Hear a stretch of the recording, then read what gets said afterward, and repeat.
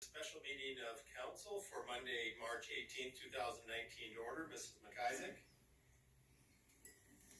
Councillor Brusso, Councillor Robertson, Councillor Mendocino, Councillor Main, Councillor Anthony, Councillor Tignanelli, Councillor Bain, Councillor King, Councillor Bell Vraybosch, Councillor Tanya Vraybosch, Mayor McDonald, all present.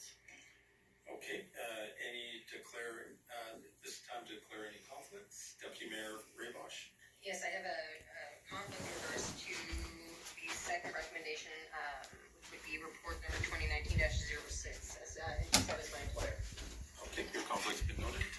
Councillor Vraybosch. Yeah, I have the same conflict because of employment for staff. Okay, your conflict has been noted. Anyone else? Seeing now, we have one scheduled presenter this evening, Paul Traveras.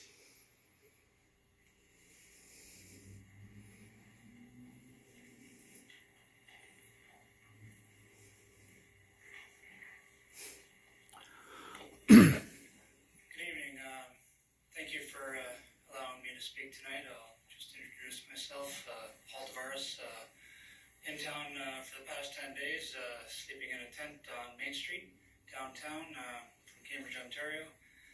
And I'm going to be very brief because I know that you're probably stretching it by allowing me to speak at all.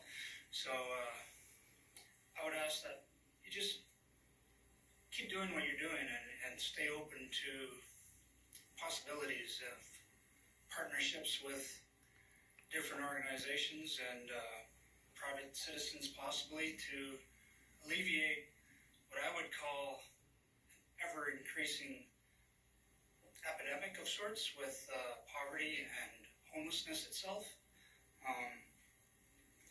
And please don't follow in the footsteps of some nearby communities that seem to be spending more money on animal shelters than on homeless shelters.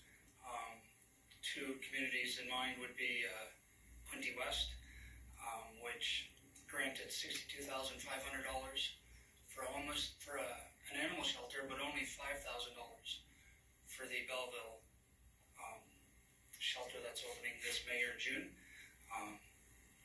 North in Sudbury, there was a $1.5 million grant for another animal shelter, yet at the same time, the Salvation Army is closing their shelter due to a redirection of funding for a new shelter. CMHA is opening a new homeless shelter, so it's kind of a redirection of funding, which is causing that to close. So I would say try to consider priorities. Animals might not be a higher priority than human beings, and people that are experiencing financial difficulties are human beings first, and they're somebody's brother and sister and son and daughter and everything else. So I'll leave it at that, other than to say thank you very much.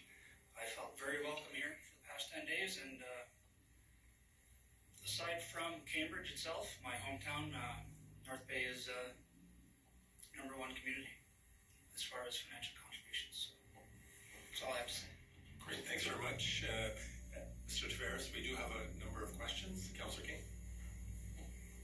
Thank you, Your Worship, and thank you, Paul, for taking the time during the week to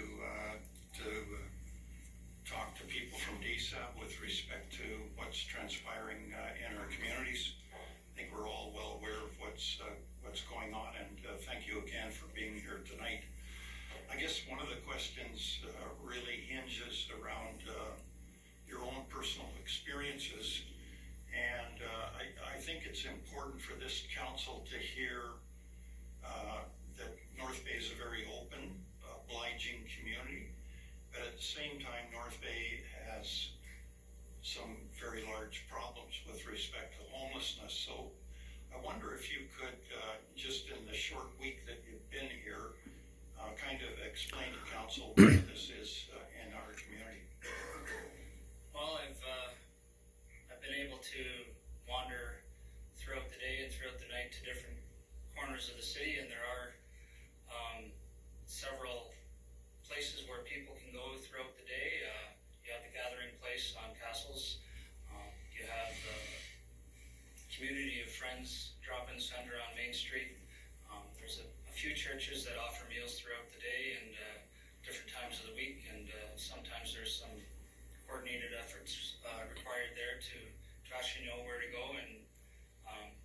take some time for a newcomer to be on the streets to understand where to go at what time and that kind of thing. But I think proportionately, given the size of North Bay, about 52,000, and possibly with the district of Nipissing being 80,000 or give or take, I think the numbers are probably proportionally out of whack with some other communities. I know Hamilton itself probably has twice the provincial average of homeless people on the streets in Hamilton. I'm from the region of Waterloo, and there with numbers of people waiting for affordable housing, and you spoke about housing, it's a very big part of the puzzle there, and sometimes people wait 7-8 years depending on priorities. It's like a triage situation where you go and sit in the hospital for an emergency service and you wait 7 or 8 hours, and sometimes you walk away because you're impatient and you can't wait for those stitches that you might need. You're still in need of service, but you can't wait anymore, so you move on. And I think that situation could potentially happen in North Bay very quickly. The numbers are rising exponentially, and the same is true in most of the communities that I've visited. I've been to 9 different cities so far, and given the temperatures this year and the extreme nature of living on the streets and desperation of people, it's natural. Unfortunately, it's natural to see people sleeping in doorways and taking refuge in ATMs, because I myself, while I was homeless for 2.5 years, yes, I did occasionally sleep in a bank ATM vestibule when the temperatures reached closer to -30, because it was just too cold. I didn't have the services, I didn't have a tent, I didn't have a sleeping bag. The things that I have now, not even close. And most people don't have the basics required to survive properly on the streets, and possibly they don't also have the social skills necessary to get along in a shelter situation, so they choose not to go to the shelters. So I think a lot more coordinated effort on all parts of all social agencies needs to maybe rise up to address the need, and possibly have more outreach workers on the street firsthand, like directly interacting with people on the street and doing more testing and more surveys and actually meet the people on the street, and possibly even at night, like I do myself. I consider myself a midnight outreach worker in Cambridge, and I wander the streets and I meet people and I find out what they need, and then I acquire those things that they need and I make sure that they get them.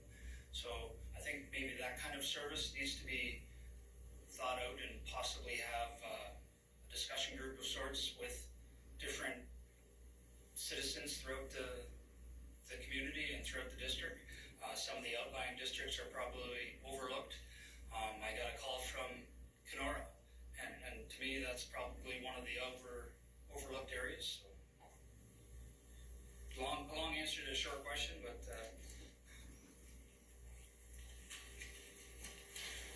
Councillor Robertson? Thank you, Mr. Terrace, for your presentation and for the work you're doing.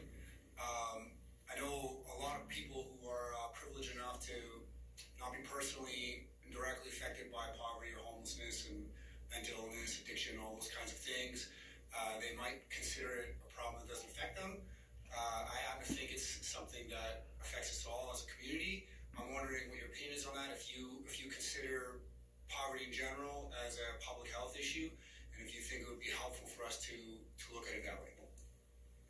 I think definitely it's to me, it's a public health issue, and yes, unless you've had direct experience or know someone, a friend of yours maybe, someone you went to high school and you just happen to come across them on the streets and you talk to them, it's very difficult to have empathy or understanding of the situation, because you yourself have never experienced that. Same with death and anything like that. If you go through your entire life and you become an older person and you're fortunate enough to have your parents and your grandparents into later years, and the first time you experience death in your family is when you're in your 50s,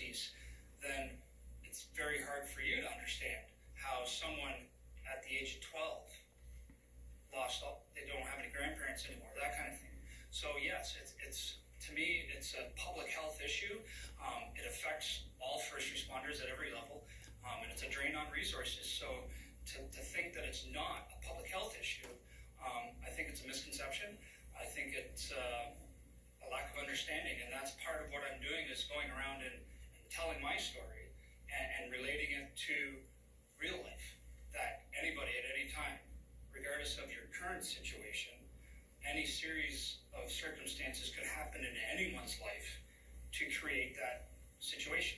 So, yes, to your question. Any further questions? Seeing none, Mr. Taveras, welcome to our city, and thank you so much for bringing awareness to